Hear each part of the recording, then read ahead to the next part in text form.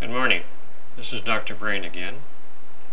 We're now going to discuss the upper portion of the midbrain. This section actually includes a bit of the posterior diencephalon, but mostly we see the rostral midbrain, which is cutting through the red nucleus and the superior colliculus.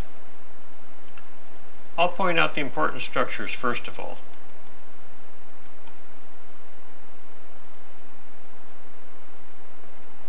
This is the superior colliculus.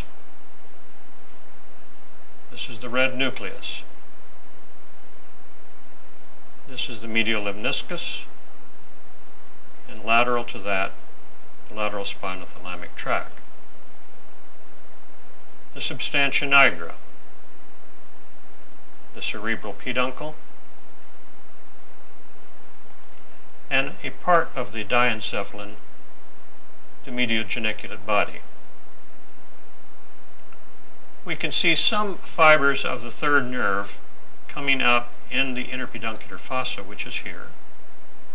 And these are the most rostral, this is the most rostral portion of the third nerve nucleus, with both Edinger-Westphal and the motor component of the third nerve.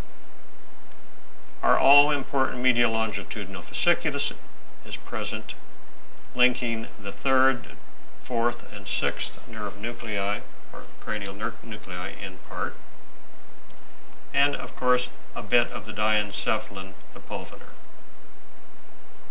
Let's review quickly some of the function. While this is the pretectal region and also the rostral portion of the superior colliculus, this region here mostly has to do with visual reflex functions. The red nucleus actually has two components. There's a more rostral component and a caudal component. Caudal and rostral are important. This nucleus gives rise to the rubrospinal tract. Apparently attached to the red nucleus laterally is our very important medial lemniscus, carrying vibration, two-point discrimination, and conscious proprioception. And then lateral to that, the lateral spinothalamic tract, carrying pain and temperature information from the body. The substantia nigra, this nuclear group, of course, is extremely important in Parkinson's disease, where the nuclei become depigmented. The cerebral peduncle, containing information from all portions of the cortex. This portion here, the most medial, containing information from the frontal lobe to the pons, and then here information from the motor cortex constituting the cortical spinal tract and cortical bulbar tract, and then most laterally this portion containing fibers from the occipital, temporal, and parietal cortex to the pons. The cerebral aqueduct interconnecting the third and the fourth ventricles.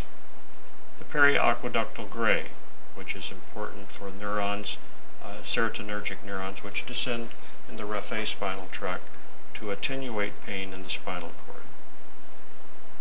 This pretty much covers the important structures of the upper midbrain.